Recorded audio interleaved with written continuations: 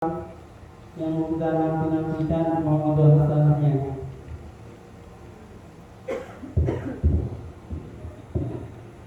Yang saya hormati Ketua DKM Mushola An-Nur Bapak Anwaruddin, yang saya hormati Bapak Haji Zain Mulyana, yang saya hormati seluruh jamaah Mushola An-Nur, bapak-bapak, ibu-ibu yang mohon maaf yang tidak tersalah supaya sebutkan namanya satu persatu. Mudah-mudahan tidak mengurangi rasa hormat dari saya. Pertama-tama marilah kita panjatkan puja dan syukur kehadirat Allah Subhanahu wa taala yang alhamdulillah pada malam hari ini kita semua bisa hadir di Mushola An-Nur dalam rangka melaksanakan pengajian Isra wal Mi'raj Nabi Muhammad SAW. Keduanya sholawat dan salam semoga tercurah di pangkuan beliau baginda Nabi Muhammad SAW beserta keluarganya, para sahabatnya, dan mudah-mudahan sholawat dan salam itu sampai kepada kita semua. Amin ya rabbal alamin. Hadirin wal hadirat jamaah Mushola An-Nur yang dirahmati Allah, sebelum kita melaksanakan kajian Isra wal Mi'raj, perkenankan kami sebagai pembawa acara akan membacakan susunan acara pada malam hari ini. Adapun acara yang pertama ialah pembukaan dan acara yang kedua ialah pembacaan ayat-ayat suci Al-Quran, dan acara yang ketiga ialah sambutan, dan acara yang keempat ialah mau'idul hasanah dan tutup dengan doa. Namun sebelum dimulai, marilah kita buka acara ini dengan bacaan mulai kita ala hatinya wa ala kulli niyatin sholihah. Al-Fatihah. A'udzubillahi minasyaitonir rajim. Bismillahirrahmanirrahim. Alhamdulillahirabbil alamin arrahmanir rahim maliki yaumiddin. Iyyaka na'budu wa iyyaka nasta'in. Ihdinas siratal mustaqim. Shiratal ladzina an'amta 'alaihim ghairil maghdubi 'alaihim waladdallin. Amin.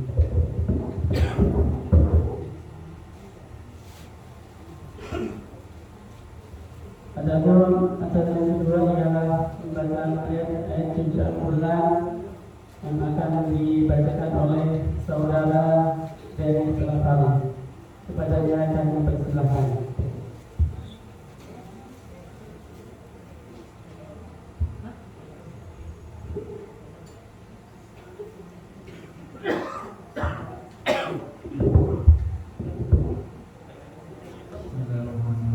Assalamualaikum warahmatullahi wabarakatuh.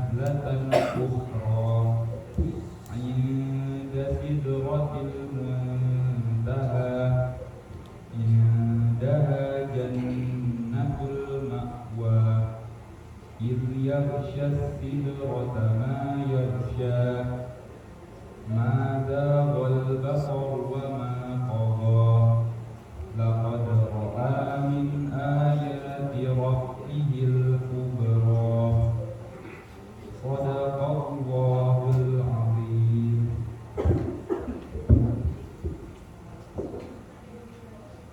Aku berlindung kepada Allah dari godaan syaitan yang terkutuk dengan menyebut asma Allah yang maha pengasih lagi maha penyayang. Demi bintang ketika terbenam, kawanmu Muhammad tidak sesat dan tidak pula keliru, dan tidaklah yang diucapkannya itu Al-Quran menurut keinginannya. Tidak lain Al-Quran itu adalah wahyu yang diwahyukan kepadanya, yang diajarkan kepadanya oleh malaikat Jibril yang sangat kuat, yang mempunyai keteguhan. Maka malaikat Jibril itu menampakkan diri dengan rupa yang asli, sedang dia berada di ufuk yang tinggi. Kemudian dia mendekat pada Muhammad, lalu bertambah dekat, sehingga jaraknya sekitar 2 busur panah atau lebih dekat lagi. Lalu disampaikannya wahyu kepada hambanya Muhammad apa yang telah diwahyukan oleh Allah. Hatinya tidak mendustakan apa yang telah dilihatnya. Maka apakah kamu muslimkah hendak membantahnya dengan apa yang dilihatnya itu? Dan sungguh dia Muhammad telah melihatnya dalam rupa yang asli pada waktu yang lain, yaitu di Sidratul Muntaha. Di dekatnya ada surga tempat tinggal. Muhammad melihat Jibril ketika Sidratul Muntaha diliputi oleh sesuatu yang meliputnya. Penglihatannya Muhammad tidak menyimpang dari yang dilihatnya dan tidak pula melampauinya. Sungguh dia telah melihat sebagian tanda-tanda kebesaran Tuhannya yang paling besar. Maha benar Allah dan segala firman. Terima kasih kepada saudara Denis Rapani dan juga Ahmad yang telah membacakan ayat-ayat suci Al-Quran. Mudah-mudahan dengan bacaan Al-Quran kita semua yang mendengarkan mendapatkan pahala dan keberkahan dari Allah Subhanahu wa taala. Adapun acara yang ketiga ialah sambutan yang akan disampaikan oleh Ketua BKN Sul Al-Nur Bapak Anwaruddin. Kepadanya dipersilakan.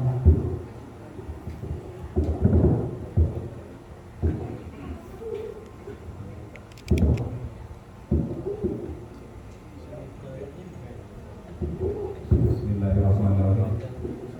Assalamualaikum warahmatullahi wabarakatuh. Alhamdulillahirabbil alamin wa bihi nasta'in wa ala umuri dunya waddin. Wassalatu wassalamu ala asrofil mursalin nabiyina Muhammadin sallallahu alaihi wasallam wa ala alihi wa ashabihi wa tabi'in wa man tabi'ahum bi ihsanin ila yaumil amma ba'd. Yang kami hormati Ustaz Ashari Nasution, terima kasih selamat datang di Mushola An-Nur. Yang kami hormati para sesepuh dan jamaah Uri Cirenjau, Bapak-bapak dan Ibu sekalian, mohon maaf tidak kami sampaikan satu-satu. Terima kasih atas kehadirannya. Sebelumnya kami puji dan syukur kita sampaikan kehadiran Allah Subhanahu wa taala, di mana yang sampai dengan saat ini kita masih merasakan nikmat Islam, nikmat iman dan nikmat sehat. Selawat dan salam kita sampaikan kehadiran Nabi kita Muhammad SAW beserta keluarganya, para sahabat dan juga kaum muslimin. Semoga kita mendapat syafaat Nabi kita di yaumul akhir.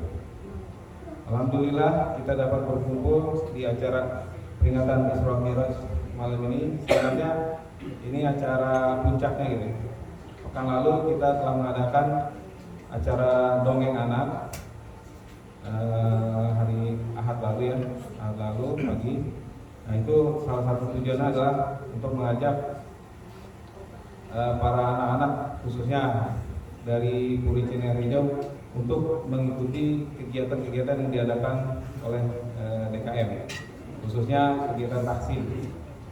Untuk itu mari bagi bapak-bapak ataupun ibu-ibu yang anaknya belum mengikuti, dipersilakan untuk dari tingkat SD dan sampai SMP, TK sampai SMP.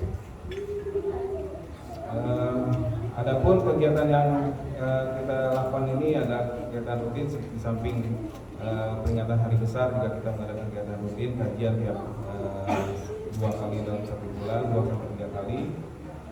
Demikian yang dapat kami sampaikan. Mohon maaf apabila ada kekurangan dalam penyajian kami maupun dalam perkataan. Wabillahi taufiq wal hidayah. Wassalamualaikum warahmatullahi wabarakatuh. Waalaikumsalam warahmatullahi wabarakatuh. Terima kasih kami sampaikan kepada DKM yang telah menyampaikan.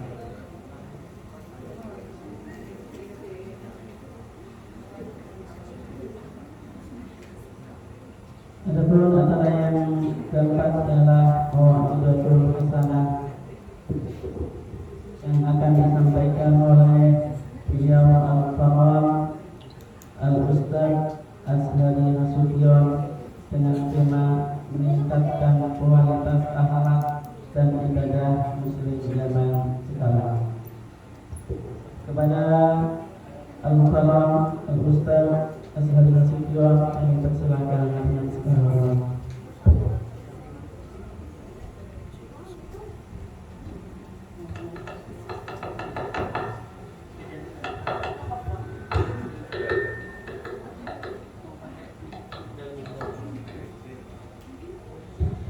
Bismillahirrahmanirrahim.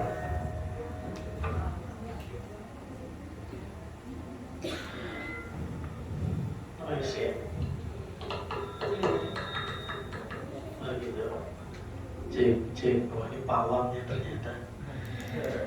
Bismillahirrahmanirrahim. Assalamualaikum warahmatullahi wabarakatuh. Waalaikumsalam warahmatullahi wabarakatuh. Assalamualaikum warahmatullahi wabarakatuh. Waalaikumsalam warahmatullahi wabarakatuh. Sehat ibu-ibu? Alhamdulillah. Uang belanja aman?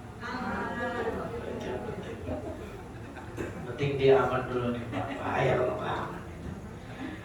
Alhamdulillah Rabbil Alamin. Allahumma salli ala Sayyidina Muhammad wa ala ali Sayyidina Muhammad. Allahumma faqihna fid din wa alimna ta'wil. Allahumma ja'alna mimma ta'allamna hujjatan lana wa la hujjatan alaina birahmatika ya arhamar rahimin. Yang saya hormati bapak-bapak, ibu-ibu, saudara-saudara, keluarga saya yang ada di perumahan Puri Cinere Hijau. Masya Allah, Puri Cinere Hijau, yang mudah-mudahan dirahmati Allah Subhanahu wa taala insyaallah. Ini juga yang saya hormati tokoh masyarakat, para sesepuh, para tokoh agama, tokoh masyarakat semuanya, Ketua DKM, semua yang hadir, adik-adik yang Ustadz cintai dan yang menyaksikan kajian ini, ya teman-teman jamaah TikTokiyin wal TikTokiyat rahimahumullah. Saya live ini, ya, biar pahalanya banyak kan Pak. Nambah pahala saya ini, ya, Masya Allah. Alhamdulillah Rabbil Alamin. Ini saya rumahnya di sini nih Pak, dekat di Meruyuk. Hah? Itu ada yang gede Bu, parabolanya besar, mobilnya 4. Rumah tetangga saya maksudnya. Rumah saya di sebelahnya, di Fatmawati, yang kebetulan Pak Anwar ini punya anak satu TK dengan anak saya di Bani Hashim. Nah, begitu ceritanya. Kembaran lagi. Jadi anak saya sama anaknya Pak Anwar ini sering dibilang kembar karena paling kecil dan paling putih di TK, jadi dibilang anak kembar. Masya Allah. Baik. Kita hari ini akan sharing sedikit tentang Isra wal Mi'raj. Ini sebenarnya sesuatu yang sudah populer kita dengar, tetapi tidak ada salahnya kita ngecas lagi apa kira-kira makna atau poin penting di balik peristiwa ini. Bapak, ibu-ibu yang punya gadget aplikasi Quran boleh dibuka surah Al-Isra ayat 1. A'udzu billahi minasy syaithanir rajim. Bismillahirrahmanirrahim. Subhanalladzi, sama-sama. Subhanalladzi asra bi'abdihi layla. Asra bi'abdihi laylan minal masjidil haram ilal masjidil aqsa. 1, 2, 3. Laylan minal masjidil haram ilal masjidil aqsa. Baik. Alladzi barakna hawlahu linuriyahu min ayatina. 1, 2, 3.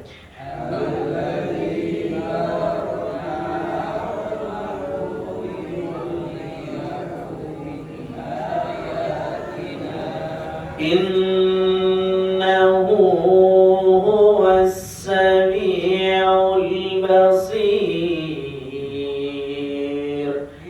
Innahu huwas sami'ul basir. Sadaqallahul azim. Alhamdulillahirabbil alamin. Biar kita dapat keberkahan, kita baca sedikit Al-Quran Al-Karim, surah Al-Isra ayat 1. Bapak Ibu yang dimuliakan Allah Subhanahu wa Ta'ala, surah ini menarik sekali. Salah satu tema atau poin pentingnya adalah tentang peristiwa Isra wal Mi'raj, sehingga nama surah ini, tema surah ini dijadikan nama dalam surah ini. Itu Al-Quran biasa begitu. Jadi kalau mau mengerti mapping Al-Quran, kira-kira episode apa yang sedang dia pengen sampaikan, poin pertamanya, tangga pertamanya, lihat nama surah ini apa. Biasanya tema-temanya tidak jauh dari namanya. Kita meja berapa nih?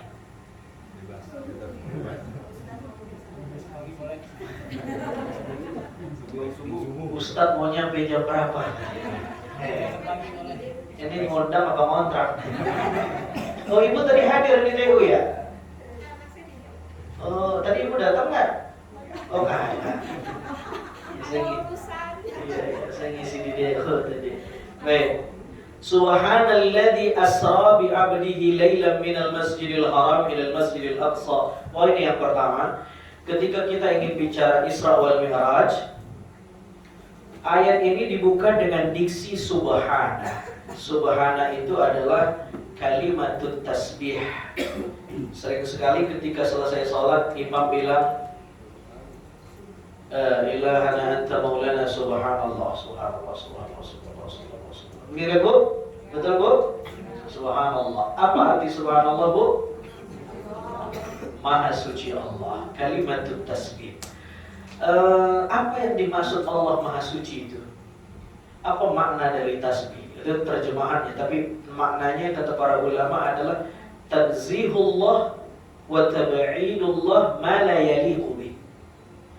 Menjauhkan sesuatu yang tidak pantas diasosiasikan, disandarkan, ditempelkan, diatributkan kepada Allah.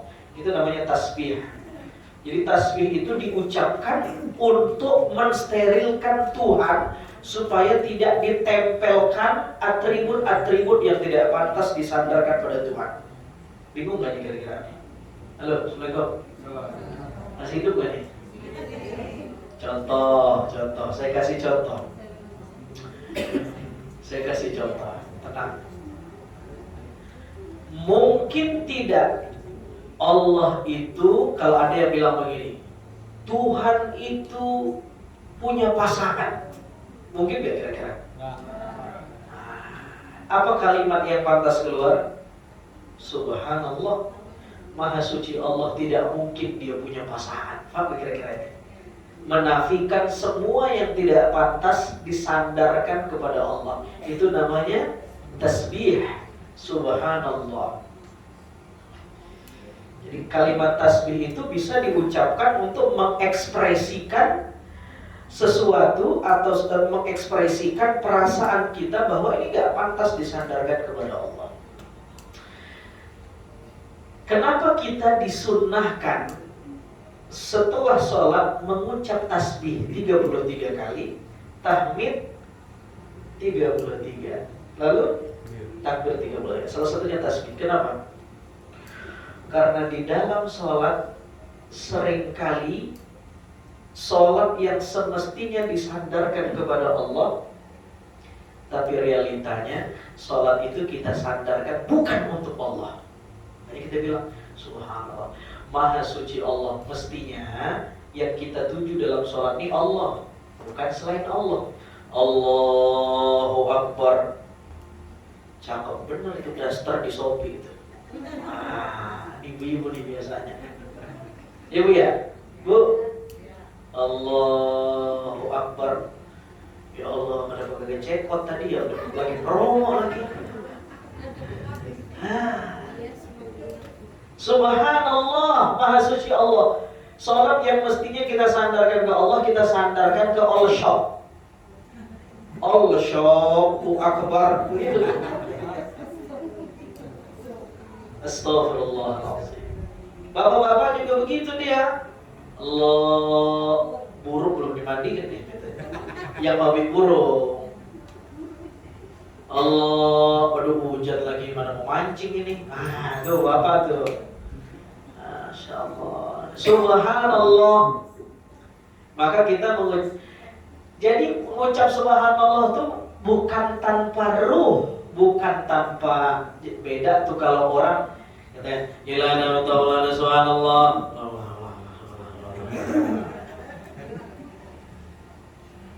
Itu dia mengucapkan seperti burung beo. Mestinya kita mengucapkan itu wa'iyan wa tafahuman, kontemplatif, reflektif, memaknai, menginstal maknanya ke dalam diri kita. Ya kan? Bisa nggak burung beo mengucap subhanallah? Kalau diajarin subhanallah, subhanallah, kalau lama dia ucap tuh subhanallah, subhanallah, naik itu harganya 3 juta. Beo ngomong subhanallah 3 juta itu. Masya Allah. Ya, halo, Assalamualaikum. Apa beda beo sama kita? Beo itu punya kecakapan verbal tapi tidak punya logika verbal. Dia bisa mengucapkan subhanallah, tapi kalau ditanya, ma makna kalimatut tasbih? Apa makna kalimat tasbih? Burung beo nggak bisa jawab. Ya bapak ibu-ibu An-Nur ditanya, apa makna kalimat tasbih? Udah bisa jawab karena baru ngaji, betul? Itulah pentingnya ngaji. Apa pentingnya ngaji? Supaya tidak jadi beo. Maka An-Nur ini harus aktif pengajiannya. Sudah tinggal di komplek, usianya produktif, pergi pagi pulang malam, tidak ada pengajian, dikubur saja itu. Apa kita guna hidup? Harus ada ngajinya. Betul gak kira-kira? Saya tinggal di komplek juga, jadi saya paham atmosfer orang komplek. Dan saya suruh DKM ngaji, wajib ngaji. Sini masuk mayoritas apa Pak?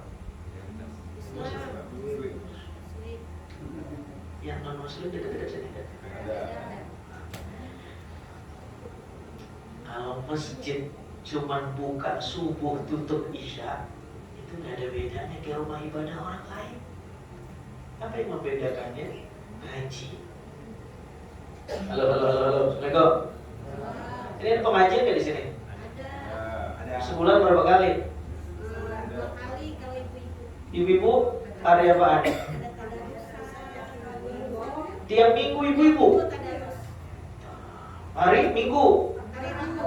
Oh, Rabu pagi. Iya, jam 9. Tasin. Tasir.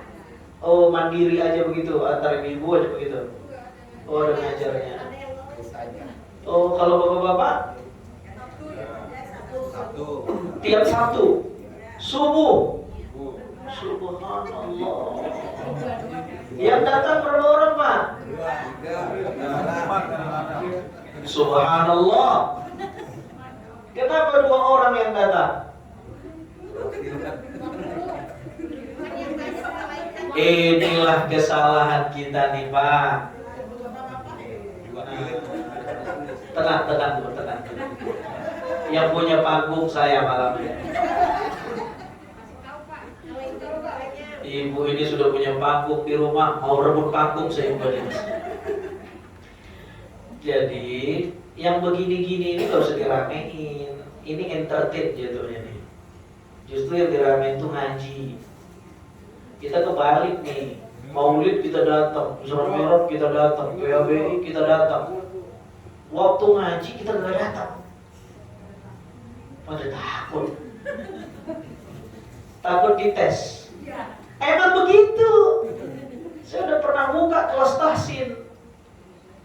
15 pertemuan wassalam. Selesai tutup pengajian.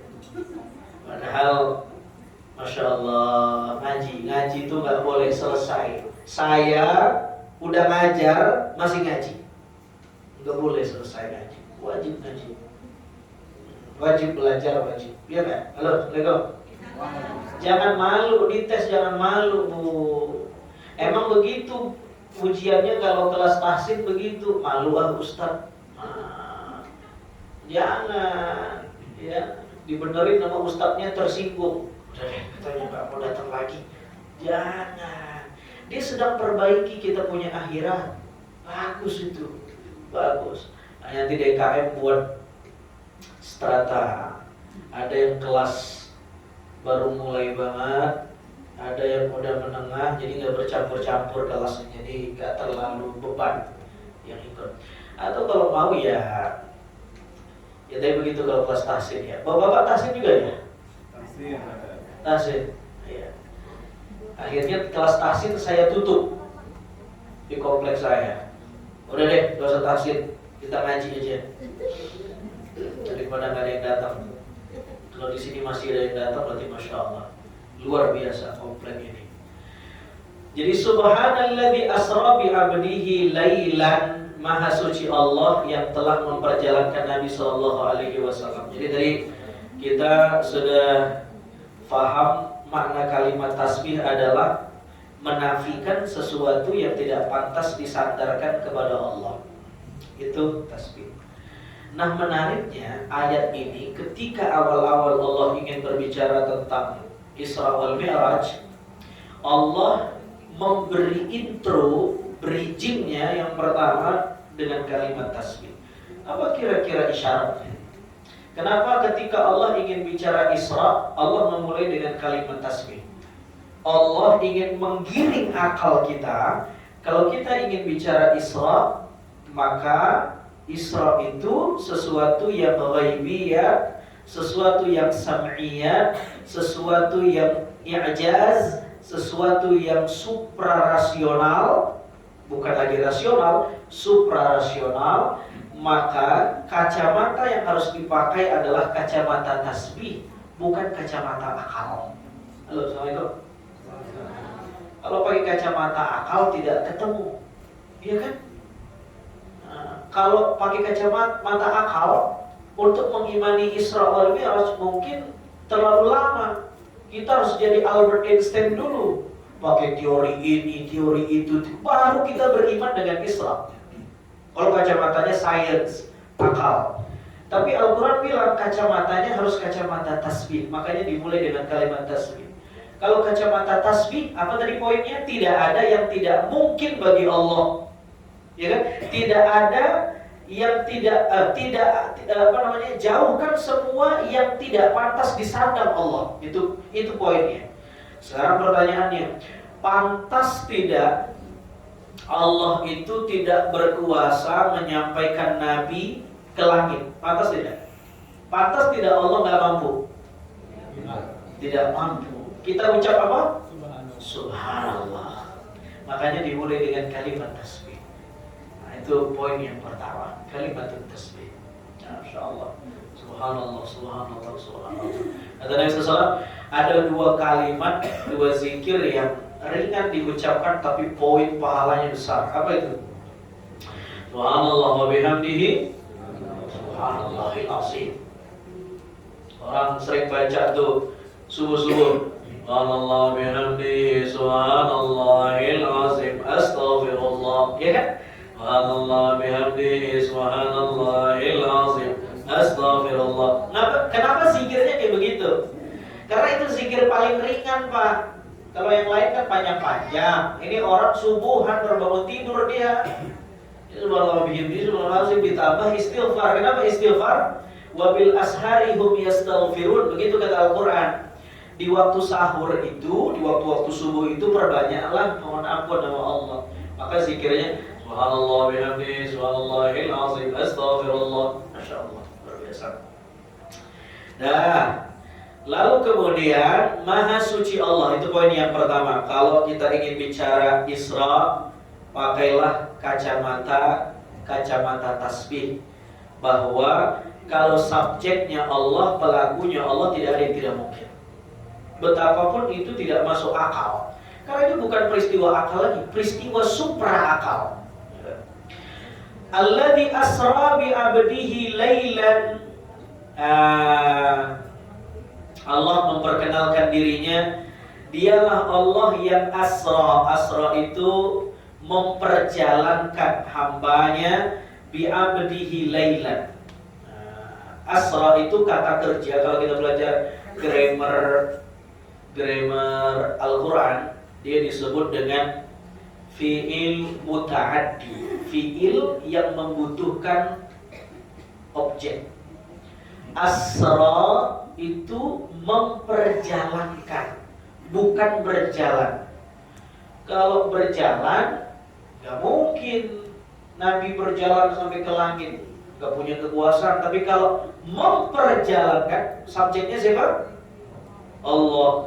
Objeknya Nabi Muhammad SAW. Kendaraannya Buraq, drivernya Jibril. Wah, tidak mungkin. Karena bukan berjalan sendiri, tapi diperjalankan. Asra bi'abdihi lailan minal masjidil haram ila masjidil aqsa. Masya Allah.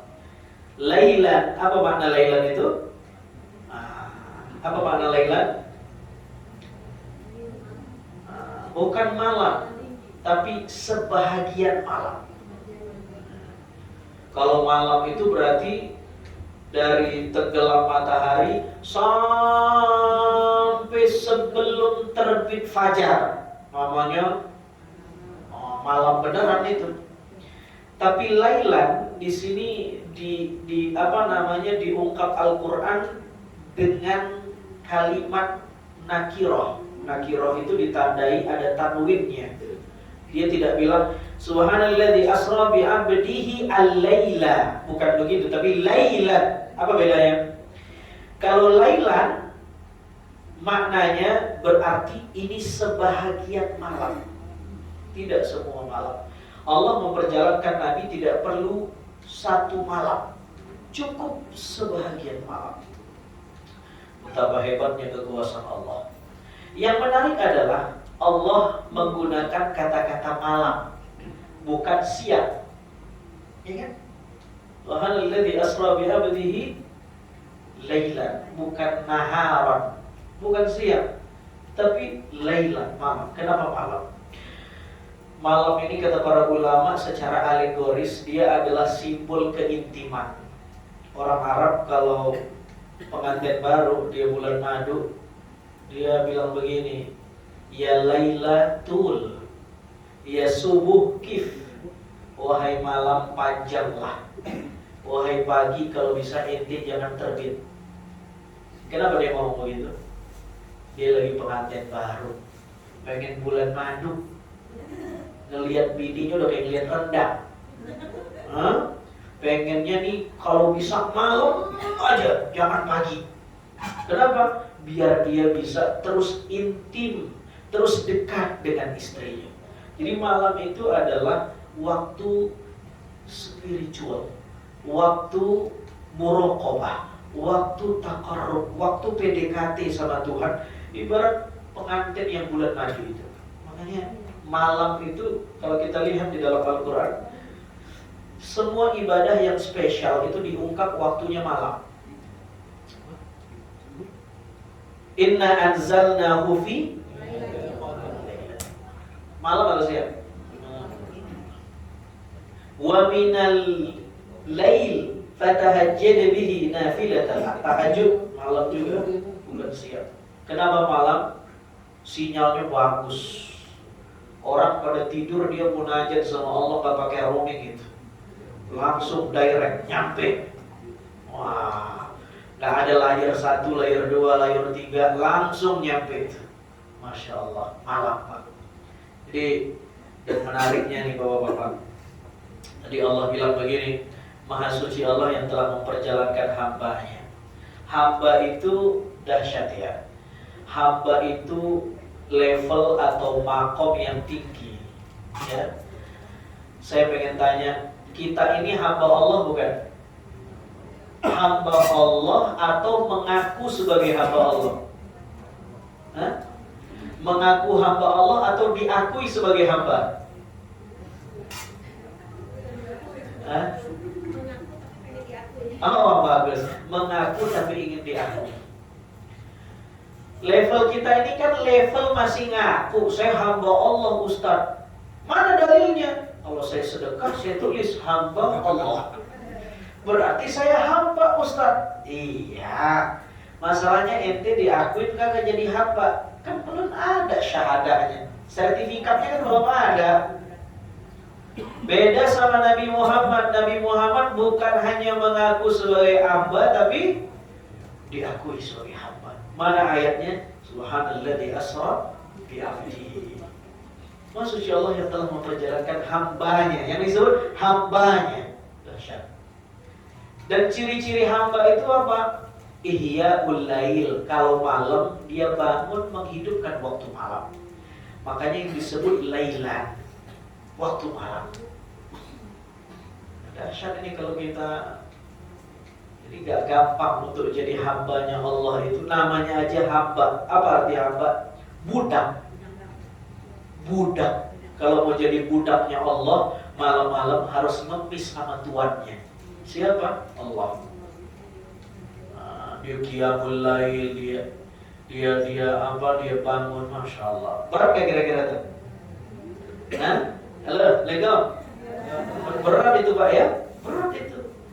Nah, coba nanti mulai malam ini coba kita tes bangun. Kagak usah banyak-banyak, 2 rakaat aja.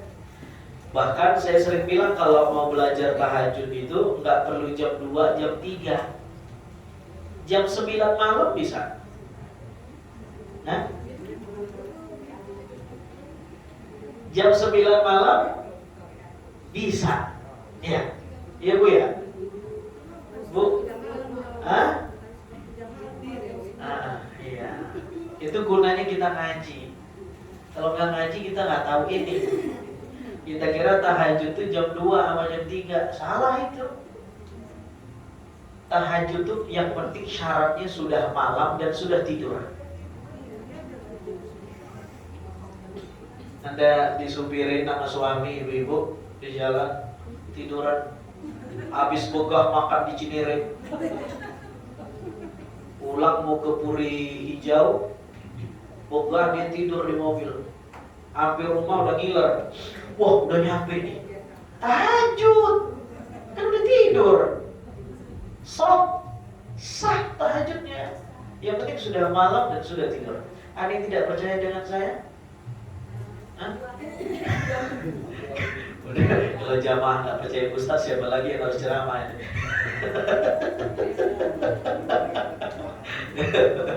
Tapi kami baru tahu Ustaz tidak populer ya karena nggak ngaji. Kalau ngaji ya populer-populer aja. Nah, jadi orang kalau ada ilmunya sebenarnya semua itu bisa mudah. Ya, nggak perlu bangunnya jam 2, jam 3.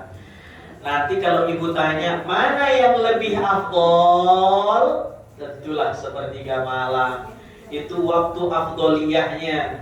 Tapi waktu sahnya sejak ba'da salat isya, dan kalau sudah tidur sampai sebelum terbit fajar, itu waktu yang boleh tahajud. Catatannya harus tidur. Bapak nih setel alarm Pak jam 11, Bapak tidur jam 9. Ntar jam 11 kebangun, buang air kecil, wudhu, sholat 2 rakaat. Udah, selesai itu witir dah. Habis itu tidur lagi Pak. Ntar besok bangun seperti biasa subuh. Insya Allah di kantor tidak ngantuk. Tapi kalau dia baru belajar tahajud, tiba-tiba ngambil jam 3 malam, besok-besok di kantornya tepar.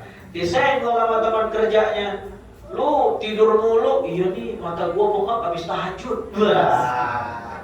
Wah, mantap itu. Masya Allah. Bahkan tidak semua yang sholat jam 3 disebut tahajud. Ayo. Kalau dia tidak tidur, Bapak nih nonton bola nih, MU lawan apa biasanya? Liverpool. Siapa yang menang? Nah, gue tungguin dah nonton selesai Jumat tuh. Nanggung nih kalau tidur nih, saya tahajud deh. Itu bukan tahajud namanya. Itu namanya apa namanya? Ya? Itu namanya qiyamul lail, bukan tahajud. Qiyamul lail itu sholat yang dilakukan di waktu malam. Apa aja sholatnya? Kalau Ramadan namanya diganti, bukan qiyamul lail, qiyam Ramadan. Di luar Ramadan namanya qiyamul lail. Tapi kalau tahajud wajib tidur. Dulu orang-orang soleh dulu, mereka melatih anak-anak mereka itu menjadi ahli qiyamul lail sejak masih bayi. Bagaimana caranya? Sejak masih bayi, keluar dari rumah sakit, nyampe ke rumah, malamnya tidur tuh bayinya. Sejak malam itu ada di rumah, sudah dilatih untuk tahajud. Masuk akal nggak kira-kira? Bagaimana caranya? Caranya gampang. Begitu jam 1, jam 2 ayahnya bangun, nepok-nepokin pantat anaknya biar bangun dan nangis. Sudah nangis, semenit nangisnya tidurin lagi. Yang penting malamnya bangun. Begitu para salafun as-salih melatih anaknya untuk menjadi ahli qiyamul lail. Jangan suruh tahajud beneran, gak bisa dia. Tapi matanya dilatih melek malam hari. Meskipun cuma semenit nangis, habis itu tidurin lagi. Tiap hari. Lama-lama anaknya tidak dibangunkan, bangun sendiri. Dia tahu jadwal bangunnya matanya, karena sudah dilatih sama ibunya yang solehah dan ayahnya yang soleh. Nah kalau kita kan kagak. Nepoknya bukan nepok bangun. Kalau bisa jangan bangun-bangun tuh anak tuh. Pagi aja bangunnya tepok terus. Begitu kan? Masya Allah. Ayahnya yang nepokin sambil pejem-pejem. Bangunin anak jam 1 sama jam 2. Bangun. Nangis, biarin nangis. Sebulan dia nangis, besok-besok dia capek nangis, udah pasrah aja, udah bangun gitu. Dia tidurin. Masya Allah. Nah ini gak populer nih kan? Gak populer. Ya Masya Allah. Begitulah ulama-ulama dulu melatih anaknya untuk sholat malam. Nah, kita kan sayang anak. Sayang anak, gak usah dibangunin Pak, kesian, capek di sekolah sore pulangnya. Terus begitu. Lama-lama udah gede dia, Samalah kita seperti membangunkan harimau. Udah punya taring dia. Dibangunin, apa sih Pak? Wah, apa sih Pak? Capek nih. Udah bisa ngejawab dia, udah punya taring. Jadi sebelum taringnya tumbuh, bangunin. Tumpulin taringnya sejak bayi. Ibu kalau baru ngajarin anak sholat, kalau udah gede susah kok. Udah bisa ngejawab dia. Nanti kita capek. Kenapa? Karena tidak dari kecil. Kalau dari kecil, Masya Allah, luar biasa. Halo, Assalamualaikum. Ya, gitu aja dah. Lalu kemudian, jadi kenapa disebut malam? Karena malam itu waktu apa? Spiritual.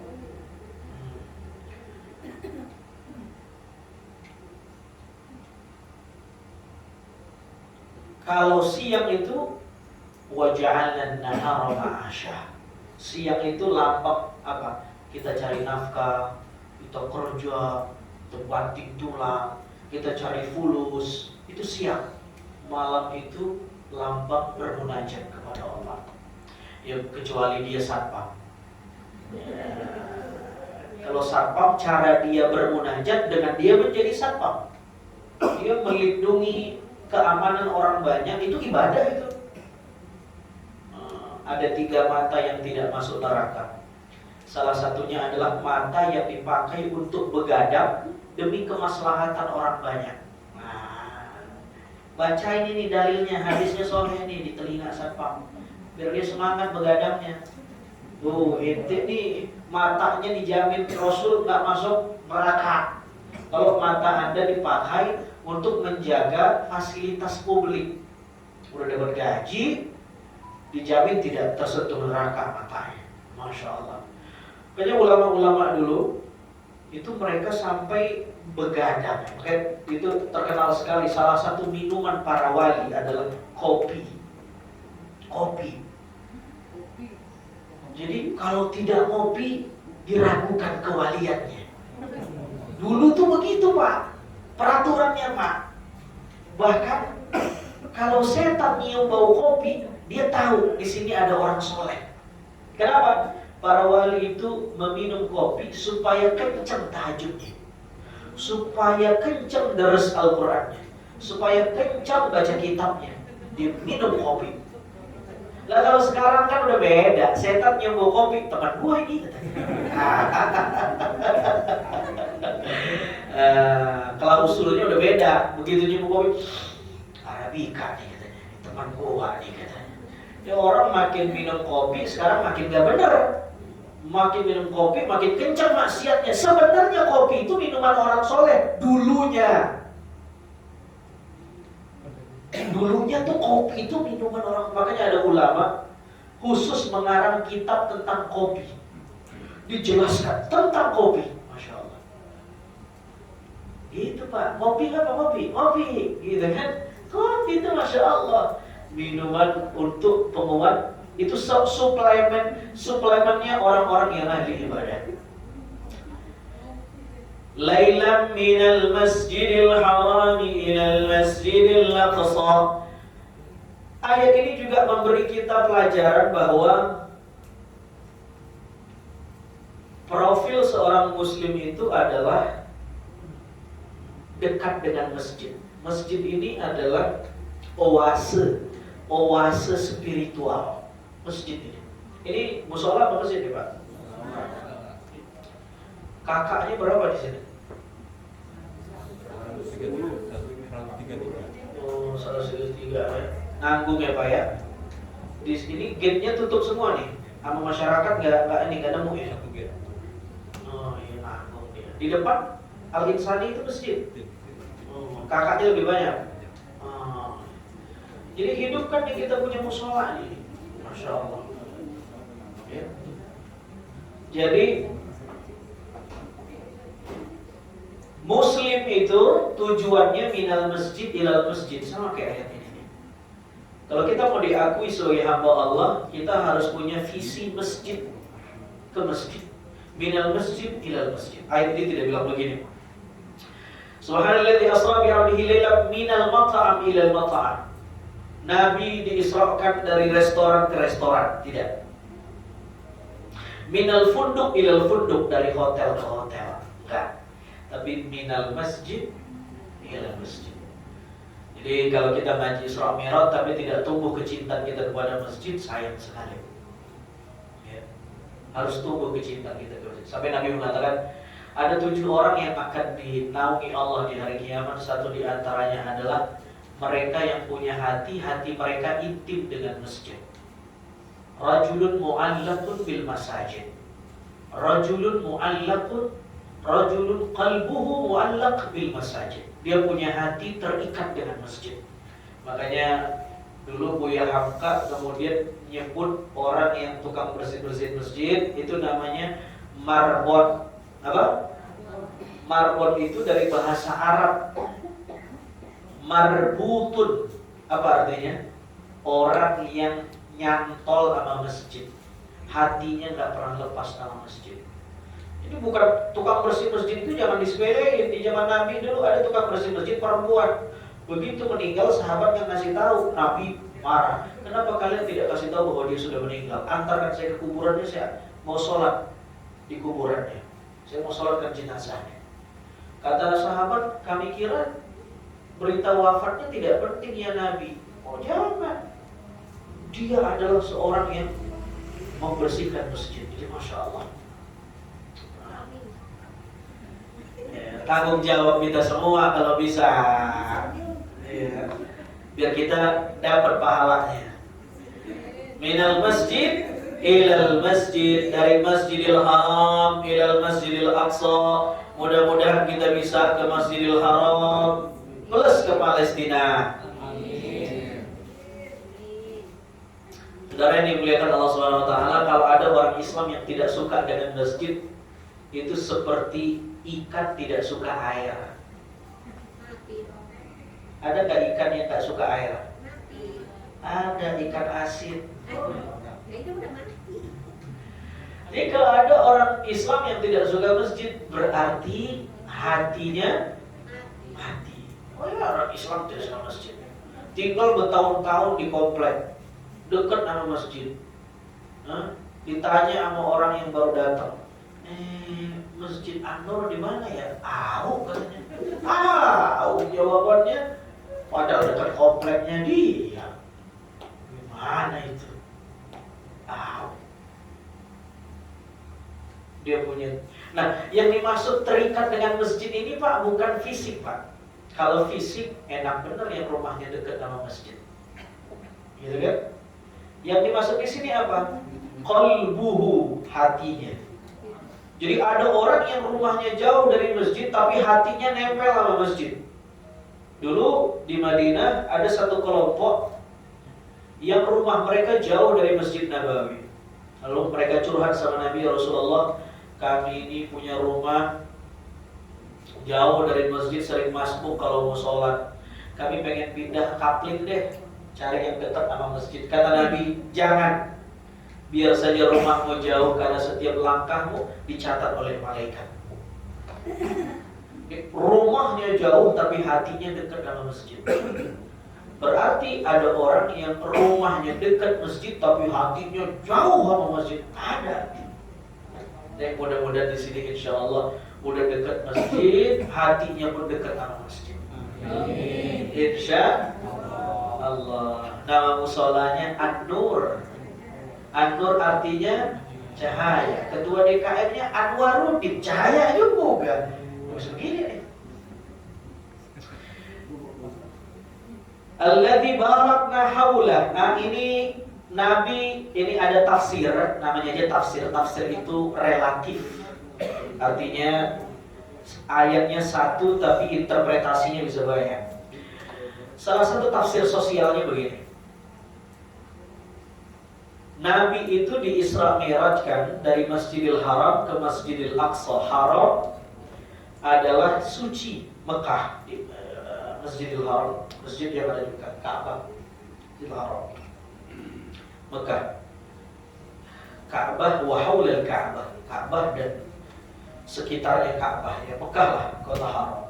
Dan Nabi diisrakan minal Masjidil Haram ilal Masjidil Aqsa. Al-Aqsa itu satu maknanya Palestina. Yang kedua secara bahasa, Aqsa itu maknanya adalah kosong. Kosong itu apa kosong? Jauh. Apa? Jauh. Nabi, jadi seolah-olah tafsir sosialnya begini Pak. Tafsir sosiologisnya begini. Nabi itu diisrakan, diperjalankan dari Masjidil Haram yang mestinya suci, steril dari dosa. Lalu kemudian ternyata di sana terjadi disorientasi tauhid besar-besaran. Orang menyembah berhala dan lain sebagainya. Peradaban agama tauhid jadi kacau. Sehingga Nabi harus diisrakan dari masjid yang suci tetapi sudah kotor ini ilal Masjidil Aqsa, ke satu tempat yang sangat jauh.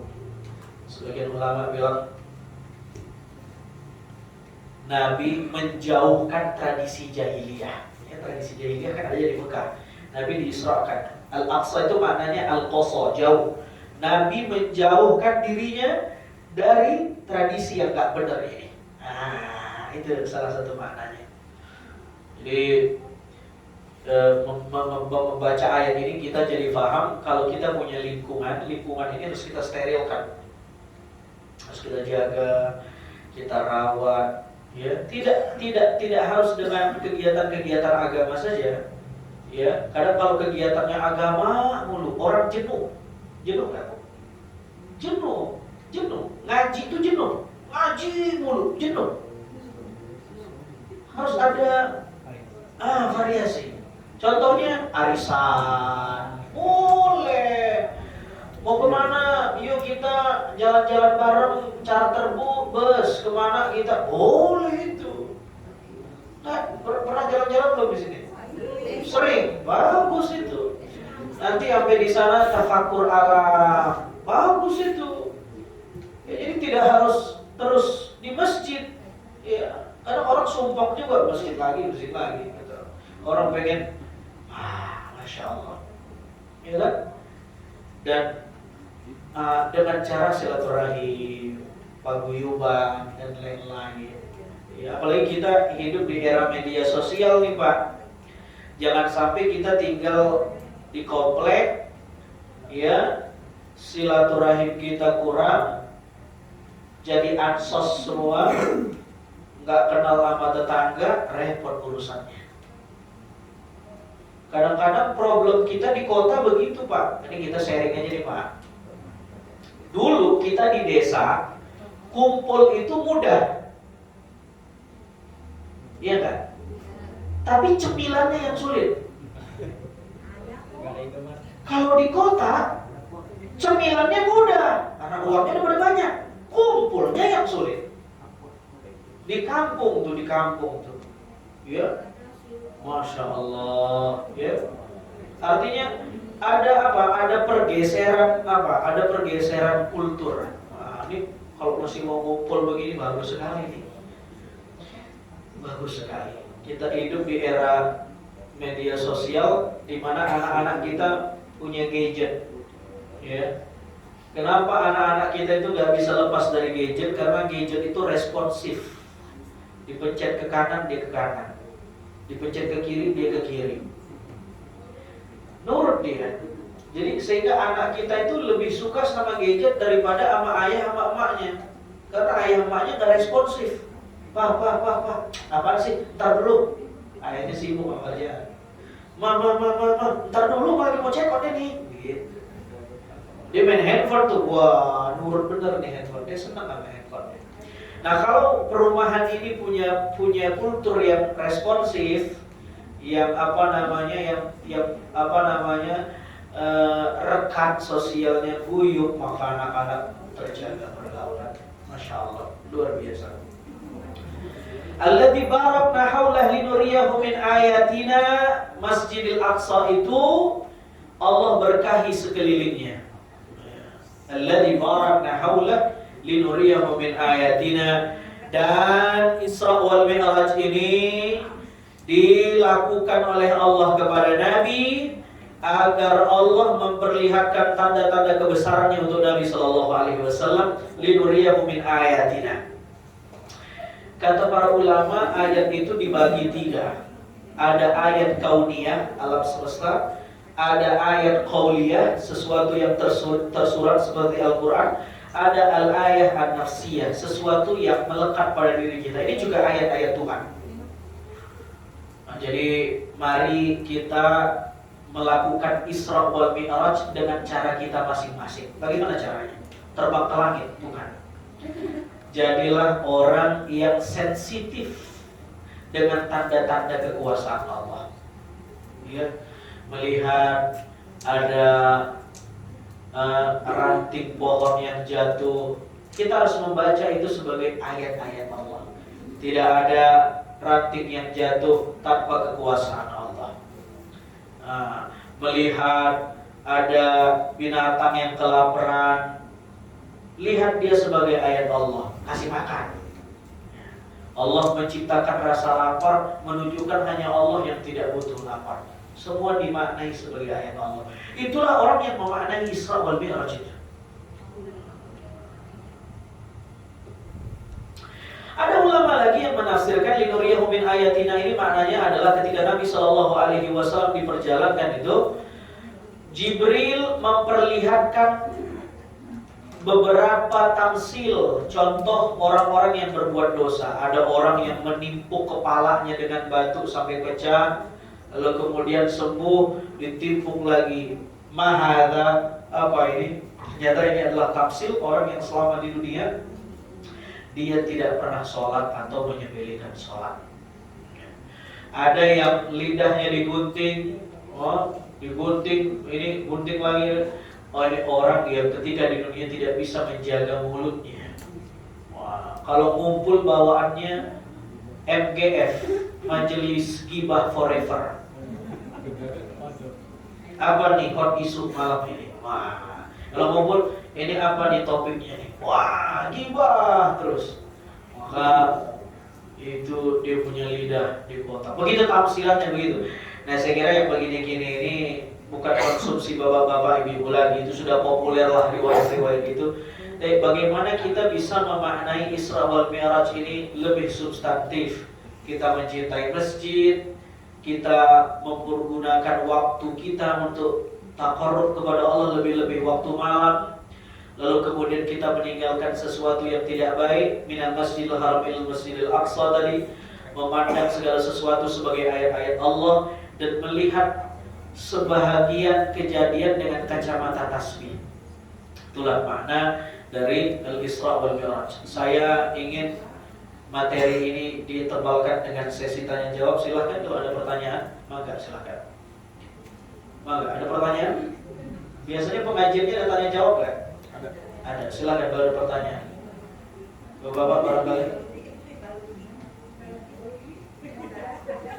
Kalau tidak ada kita tutup, silakan kalau ada.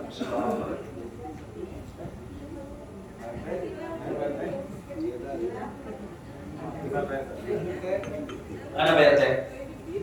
Oh, udah jadi RT Pak ya kalau di sini Pak ya? Nah, kalau perumahan saya belum. Sudah RT ya, Insya Allah.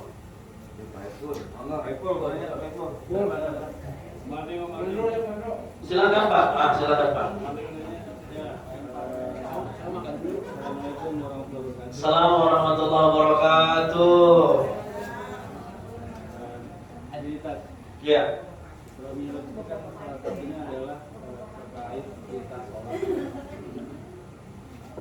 Ya. Kita sholat di mana jumlah sholatnya itu kan sangat banyak.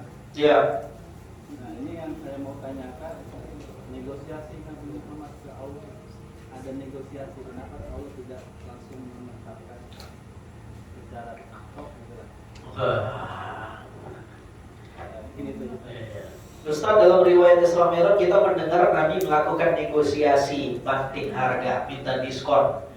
Dari sholat yang 50 diturunin menjadi 5 atas usulan Nabi Musa. Saudara, Nabi Muhammad gak minta diskon, tapi yang panas-panasin Nabi Musa. Ahmad, itu kebanyakan itu. Umat saya gede-gede, umat kamu kecil-kecil. Pasti tidak kuat itu. Minta turun harga dan nego sama Allah. Nabi nego diturunin jadi 40, diturunin 35, diturunin 30. Begitu dalam hadisnya begitu. Sampai-sampai udah dapat 5 kali. Udah 5 waktu aja kata Allah. Nabi Musa masih panas-panasin, masih kebanyakan itu. Minta turun lagi. Nabi Musa sebenarnya mikir siapa? Mikir orang Depok. Nabi Musa tahu kalau kita malas. Kalau Nabi Musa pak enggak, cuma dia mikir orang Indonesia, mikir orang Meruyung, orang Puri, Cinere, tahu Nabi Musa. Allahu Akbar, Allahu Akbar, udah juhur aja. Begitu jawaban orang Puri Cinere begitu. Kalau Nabi ju'ilat qurratu aini fis shalah. Hatiku menjadi sejuk ketika melaksanakan. Aku menikmati sholat. Aku merasakan kesejukan di dalam sholat. Kata Nabi, di dalam sholat aku merasakan kesejukan. Lah kita begitu udah selesai, Assalamualaikum, Waalaikumsalam warahmatullahi, udah selesai juga isya gua. Gitu. Senang benar kita kalau udah selesai sholat. Kenapa? Kewajiban kita udah tuntas. Nabi mah enggak. Nabi menikmati di dalam sholat. Kalau kita menikmati kalau udah selesai. Paham gak kira-kira? Maka lalu kemudian apa kata Nabi? Aku kemudian sampai malu kata Nabi untuk meminta diskon lagi sama Allah.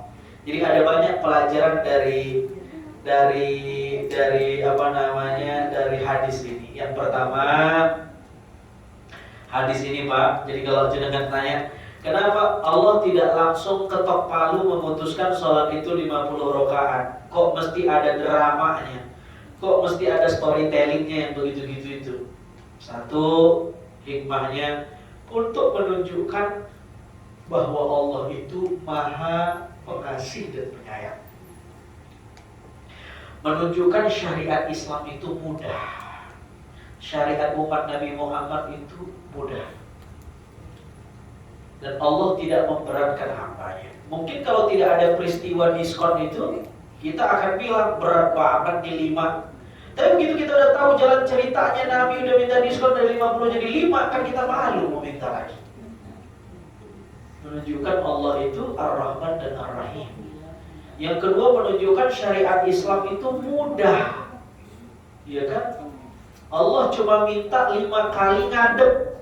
5 kali ngadep. Lah kita ngadep atasan kita sehari berapa kali? Siap. Siap Pak, siap salah. Siap komandan. Siap. Oh, bukan main itu. Kalau dihitung kata-kata siapnya udah berapa itu? Ini Allah cuma minta 5 kali doang. 5 kali. Napas kita kagak beli, pendengaran kita kagak beli, buang air kita enak bener, ya nggak? Bayangin nggak orang konstipasi nggak bisa buang air, sakit bener itu. Atau orang yang buang air mulu. Nah kita kan normal ini, enak makan kita enak ambil nyender, ya nggak? Dengerin pengajian, cakep itu. Itu nikmat itu. Rohaninya dapat, jasmaninya dapat. Masya Allah itu. Enggak. Bapak kenapa? Itu dahsyatullah, ya enggak? Allah cuma minta ngadep ke saya 5 kali. Inni wajjahtu wajhiya. Saya hadapkan wajah saya kepadamu ya Allah. Hikmahnya. Apalagi hikmahnya?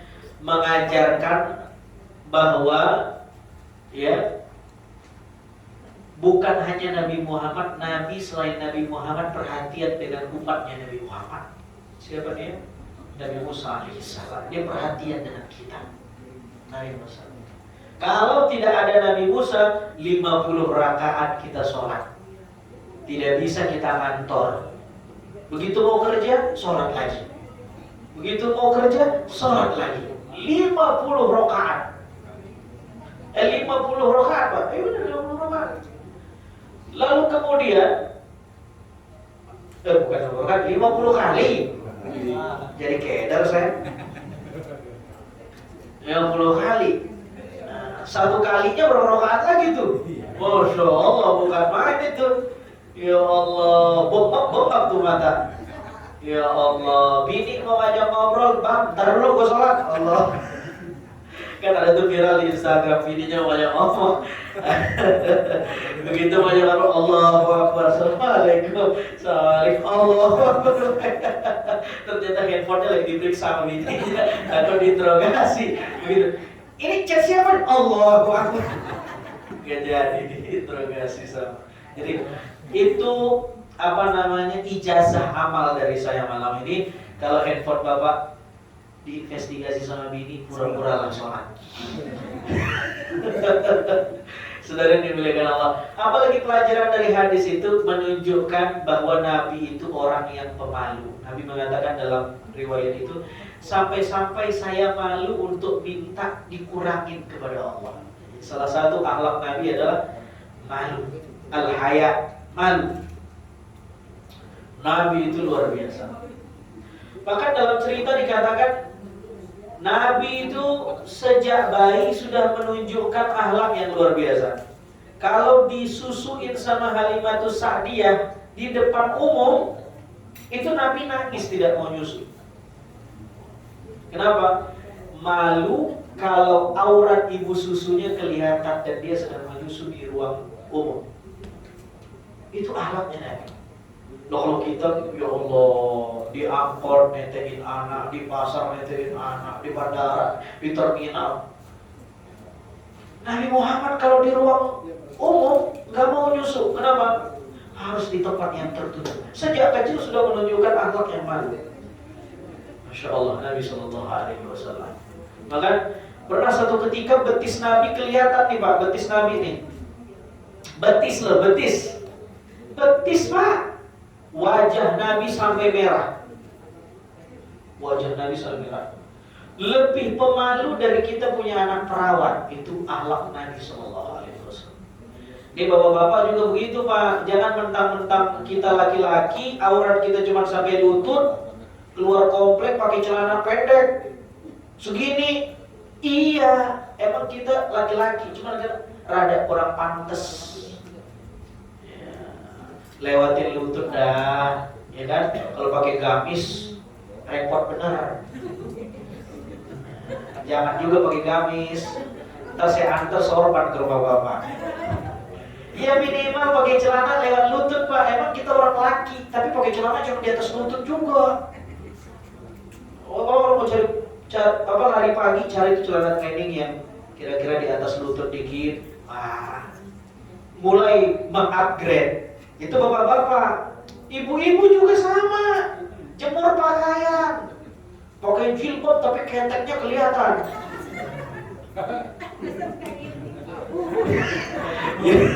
Ustaz sudah ngintip. La ilaha illallah. Lah kan saya tinggal di komplek juga Bu. Dia pakai jilbab, tapi bajunya dasteran. Itu kan anomali tuh. Iya, aneh itu. Pakai jilbab, tapi bajunya segini nih. La ilaha illallah, nggak dilihat. Saya jawab. Ibu tuh juga Bu ya, kalau ngejemur pakai pakaian yang pantas. Ya, ini aurat, ini aurat, ini aurat, ini aurat. Tuh, aurat ini bukan cuma kepala kita, aurat di perempuan. Ini juga aurat. Aurat di luar sholat. Jumur, wah. Auratnya kemana-mana. Al-haya, rasa malu.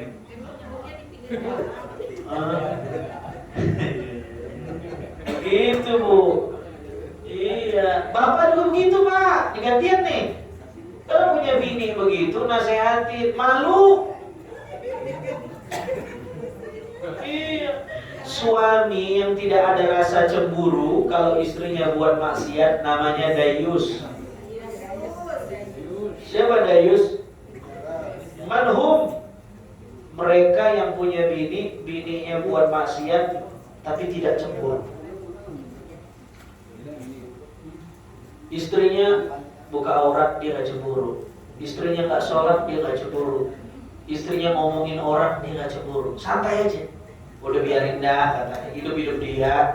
Ini suami yang dayus. Ibu-ibu juga bisa jadi dayus, Bu. Kalau ibu ngelihat suami ibu buat maksiat, ibu tenang-tenang aja. Suaminya nyawer, buat 17 Agustusan, ngundang biduan di komplek, sawer. Oh, kata bininya, gak apa-apa dah katanya. Yang penting gak lewat dari itu, nyawer gak apa-apa. Wah, ini istri yang salah nih.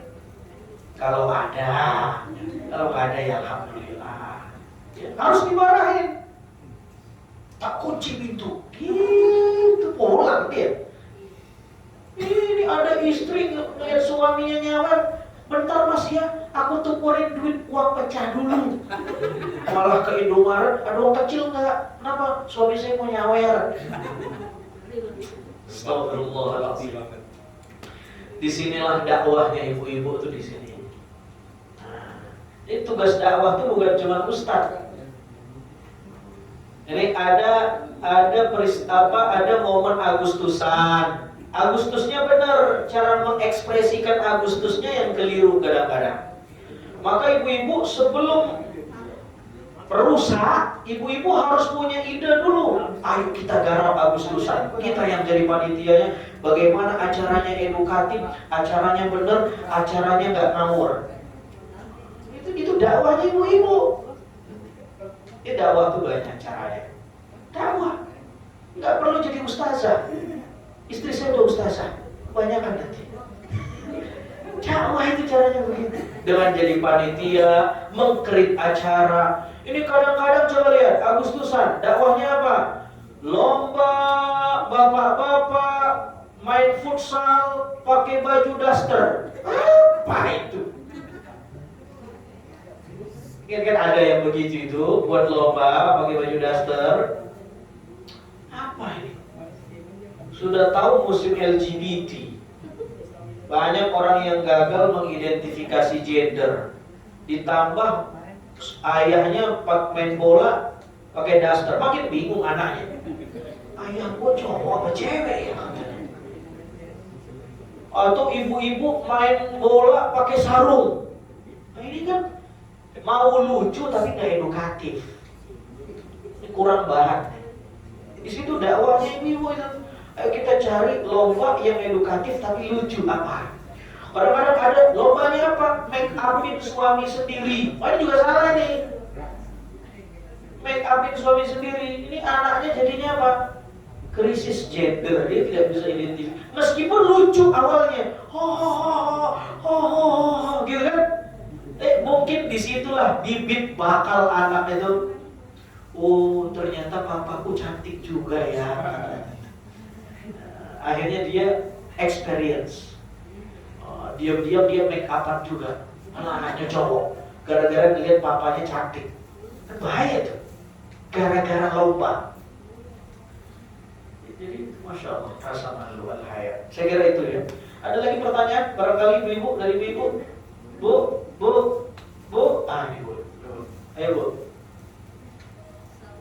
Assalamualaikum warahmatullahi wabarakatuh.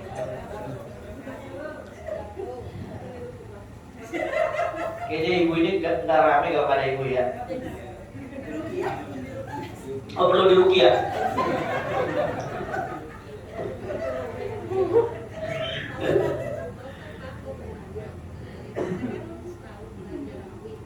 Belajar rawi. Rawi apaan ya? Marhabanan. Ya boleh. Rawi berjanji itu kan isinya madaih, pujian-pujian untuk Nabi Sallallahu Alaihi Wasallam, autobiografi Nabi, profil Nabi, riwayat kelahiran Nabi diungkapkan oleh para ulama dengan bahasa yang puitik, bahasa puisi Arab. Nah, boleh, nggak ada masalah. Apalagi kalau ibu ketika latihan meniatkannya sambil karena cinta dengan Nabi, memuji Nabi, maka masya Allah luar biasa. Hah? Oh, ada bu gurunya. Oh, alhamdulillah luar biasa. Bagus. Lanjutkan. Oh, ada sebagian yang tidak suka, tidak apa-apa. Kan ekspresi cinta itu macam-macam. Saya cinta dengan istri saya, Bapak cinta dengan istri Bapak. Tapi cara saya cinta dengan istri saya beda, gitu kan? Cara cinta saya begini modelnya. Cara cinta suami orang mungkin beda sama istrinya. Mungkin tiap hari ditransfer, ini surprise buat istri. Atau setiap pulang dari kantor dibawain jajanan. Itu love language-nya begitu, ekspresi cintanya. Tetap cinta tapi ekspresinya beda. Nah, ibu cinta sama Nabi Muhammad, cara ibu mengekspresikan cinta itu dengan cara menghafal pujian-pujian yang disusun para ulama yang diungkap dengan bahasa puitik, namanya Barzanji, Dibai, apalagi Sibtud Duror dan lain-lain. Begitu caranya. Ada orang yang mengekspresikan cinta kepada Nabi, dia datang ke Gramedia, dia beli buku sirah Nabi Muhammad, dia bawa pulang, dia baca sambil berlinang air matanya. Cinta juga, cuma cara ekspresinya beda. Yang salah itu kalau saling menyalahkan. Nah ini, kok sama-sama cinta tapi kok saling menyalahkan, berarti bukan cinta. Jadi sebenarnya temanya cinta, cara mengekspresikan cintanya yang berbeda-beda. Ada orang cinta sama Nabi, ekspresinya buat maulid, kumpul di masjid, diundang ustaz. Ada orang cara mengekspresikannya, saya kurang setuju ustaz buat maulid karena tidak ada di zaman Nabi, tapi saya ikut sunnah Nabi, tanda bahwa saya cinta sama Nabi. Itu ekspresinya. Yang penting saling menghormati, tidak saling menyalahkan. Indah, masya Allah, luar biasa. Begitu kacamata saya, ya kan? Soal ekspresi saja. Ada pertanyaan? Berapa? Ada dua lagi, berapa? Pak RT, silakan Pak RT. Hah? Pak RT kan?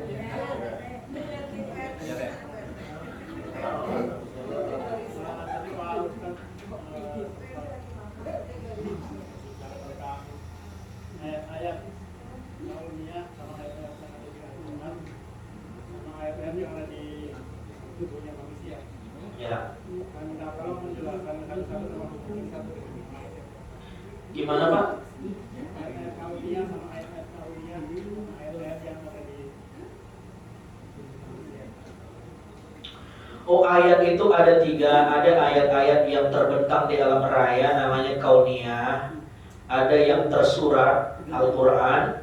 Ada yang disebut ayatun nafsiyah, ayat-ayat yang melekat dalam diri kita. Ini pendapatnya Syekh Mutawalli Asy'ari dalam tafsirnya. Bagaimana cara menghubungkannya? Ya misalnya sekarang lagi di ada namanya tafsir ilmi namanya Pak, tafsir saintis. Misalnya disusun sama Kemenak, mereka mengkaji ayat-ayat yang sifatnya punya muatan saintis, dikaji itu tentang ayat-ayat cahaya, ayat-ayat benda angkasa, dikaji bagaimana Al-Quran mengungkapkan, tetapi bagaimana ahli saintis mengungkapkan. Lalu kemudian tentang ayat-ayat bumi, ada ayat-ayat bumi, ayat-ayat waktu. Lalu bagaimana para ahli berbicara tentang itu. Itu sebenarnya Pak, ayat-ayat kauniyah dan ayat nafsiyah. Ayat nafsiyah itu yang melekat dalam diri kita, bahwa kita ini ayat. Apa arti ayat? Apa arti ayat? Ayat itu secara bahasa artinya bagus. Bagus, betul. Tanda. Ayat itu apa? Tanda kebesaran Allah, namanya ayat. Ini disebut ayat, terdiri dari ayat-ayat karena isinya adalah kalamnya Allah. perkataannya Allah. Alam semesta ini disebut ayat karena dia hasil dari kreasi Allah. Allah yang menciptakan. Diri kita ini juga ayat. Kita ini ayat. Sehingga ulama mengatakan man arafa nafsahu faqad arafa rabbahu. Orang yang berpikir tentang dirinya, dia akan ketemu siapa Tuhannya. Ini bukan hadis ya. Ini saja. Ini perkataan ulama saja. Orang yang muhasabah tentang dirinya, dari mana saya, mau kemana saya, sedang apa saya, apa tujuan saya, dia muhasabah. Lama-lama dia ketemu Tuhannya. Maksud ketemu itu apa? Dia punya consciousness, punya kesadaran bahwa hidup ini tidak stuck di dunia, tapi berlanjut nanti. Ada alam barzakh, ada alam akhirat, ada alam ini, ada alam ini. Ada tujuan kenapa Allah menciptakan dia. Kalau kita ingin mentafakuri diri kita. Halo, Assalamualaikum. Iya, begitu Pak RT. Begitu dah Pak RT. Ada yang lain? Sekali terakhir berapa kali kalau ada? Nama bingung mau kemana?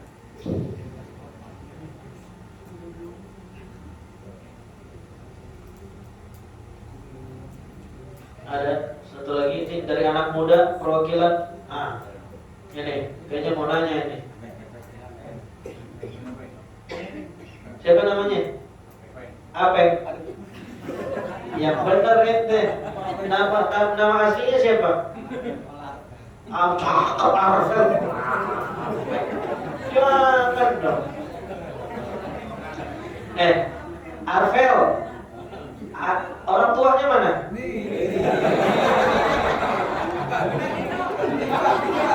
Ini anak Pak. Istri mana Pak? Jangan salah nunjuk. Kamu nunjuk lagi. Kamu ridho enggak? Kamu disebut apa?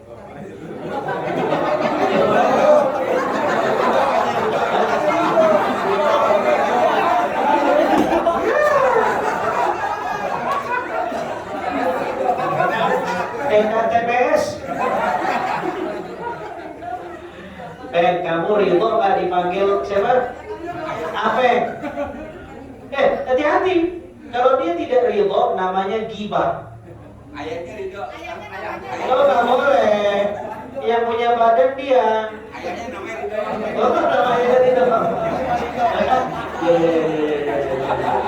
Iya. Astagfirullah.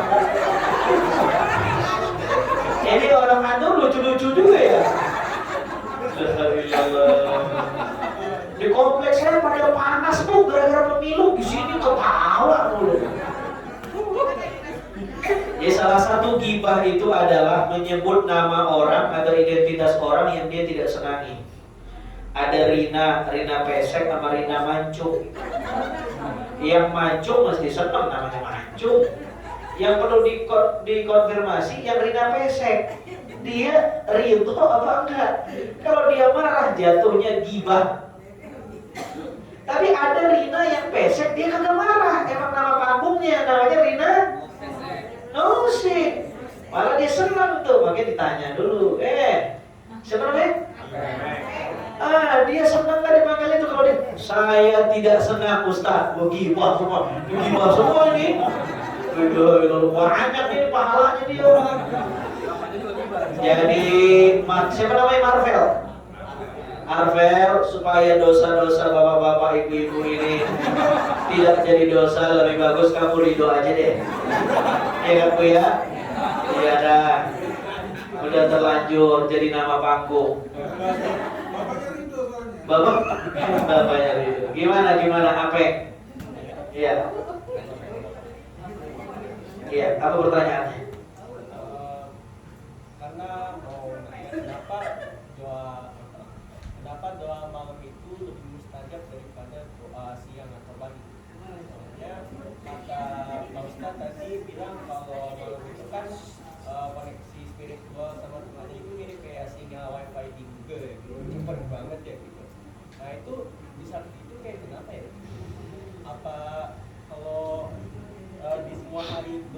misalkan kayak kita munajat pada Allah, doa kita tuh itu antara bisa langsung connect atau kayak mirip delay gitu. Tapi kenapa kata Pak Ustadz? Anak IT nih kayaknya.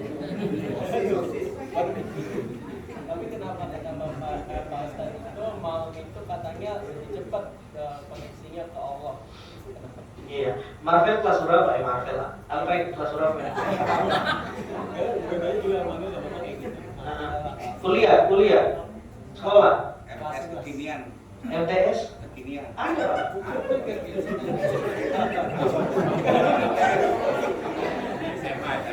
SMA.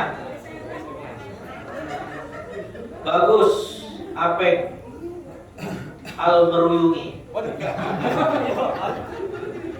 Ya kenapa malam itu spesial banget? Iya, karena itu tadi jawabannya malam ini adalah prime time kita bermunajat kepada Allah. Ada Lailatul Qadar, ada tahajud, ada qiyamul lail, semua setting waktunya malam, bukan siang. Lalu kemudian kenapa malam? Karena masyakohnya lebih berat, ujiannya lebih berat. Kita ibadah malam sama siang mana yang lebih berat? Malam. Kalau siang memang kita bangun, kalau malam waktunya tidur. Iya, tepar duluan. Jadi sulit, ya. Maka itu kemudian yang disebut waktu malam. Jadi banyak jawabannya, di antara lain itu di samping Al-Quran juga banyak menyebut waktu atau kata-kata malam. Ya, bukan berarti siang kita nggak benar, bukan. Tapi siang itu waktu saat kita mencari dunia, waktu saat kita mencari uang, cari fulus, kerja. Begitu malam, mestinya kita lebih akrab sama Allah ketimbang tugas-tugas kita. Masalahnya di kantor, kita lembur. Dari atasan banyak tuh deadline-nya, apa ini, itu, ya itulah.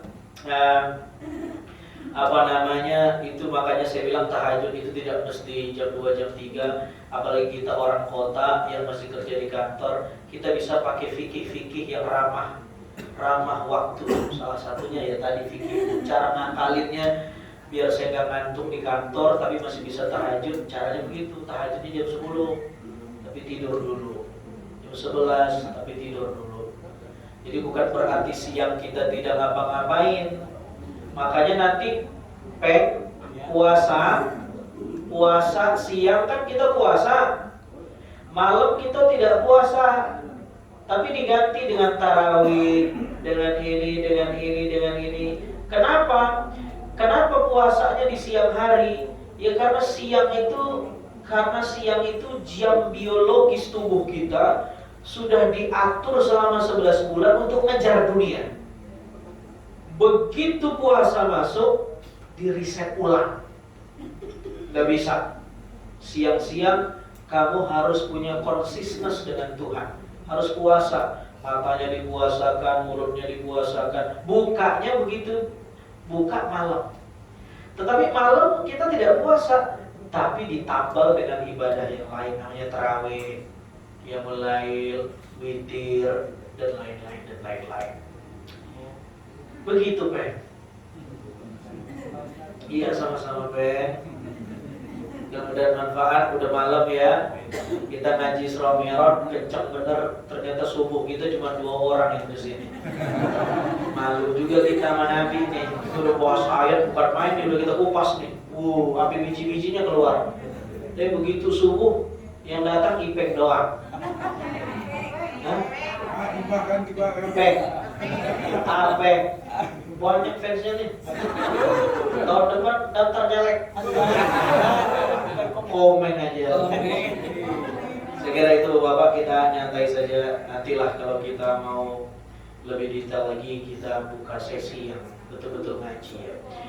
Aku qouli hadza wa astaghfirullah li wa lakum wa lisa'iril muslimin wal muslimat wal mu'minin wal mu'minat. Besok saksikan saya di TV One. Biar ratingnya tinggi. Kalau rating tinggi, sponsor masuk. Kalau sponsor masuk, programnya jalan terus. Kalau tidak ada yang nonton, rating turun, sponsor tidak masuk, programnya close. sehingga tidak ada dakwah lagi. Itu maksud saya sebenarnya. Ya bukan cuma saya aja, ustadz yang lain juga ditonton. Jam 12:30 insyaallah. Mudah-mudahan bermanfaat. Kita tutup pakai doa. A'udzubillahi minasyaitonir rajim. Bismillahirrahmanirrahim. Rabbana atina fid dunya hasanah fil akhirati hasanah wa qina adzabannar. Subhanakallahumma wa bihamdika asyhadu an la ilaha illa anta astaghfiruka wa atubu ilaik. Sallallahu alaihi wasallam walhamdulillahi alamin. Wassalamualaikum warahmatullahi wabarakatuh.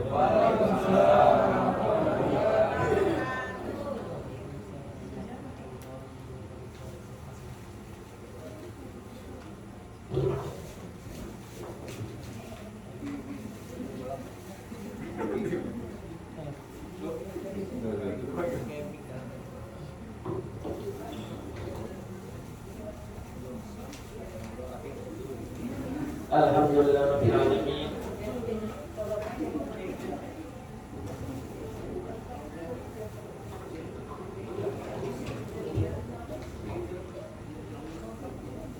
Bapak-bapak, ibu-ibu, jamaah muslimat An-Nur yang dirahmati Allah, telah sama-sama kita dengar mauidhah hasanah yang tadi disampaikan oleh guru kita bersama Al-Ustaz Al-Mukarram Al-Ustaz Azhari Nasution. Mudah-mudahan apa yang beliau sampaikan kepada kita semua senantiasa kita bisa memahaminya dan mengamalkannya. Bapak Ibu yang dirahmati Allah, demikianlah acara pengajian Isul Awal Mi'raj Nabi Muhammad SAW telah selesai dan berjalan dengan lancar. Dan saya sebagai pembawa acara, apabila ada kurangan mohon dibuatkan ketum yang sebesar-besarnya. Akhirul kalam, wallahul muwaffiq ila aqwamit thoriq. Wassalamualaikum warahmatullahi wabarakatuh. Dan acara selanjutnya adalah sesi foto bersama. Ada foto-foto. Ayo.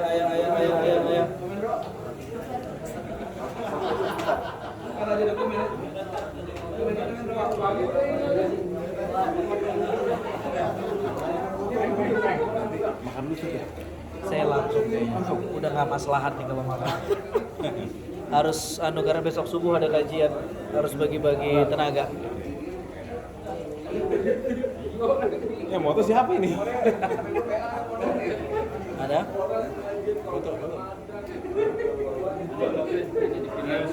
Nah ini ada foto nih. Dipindahkan dulu ya.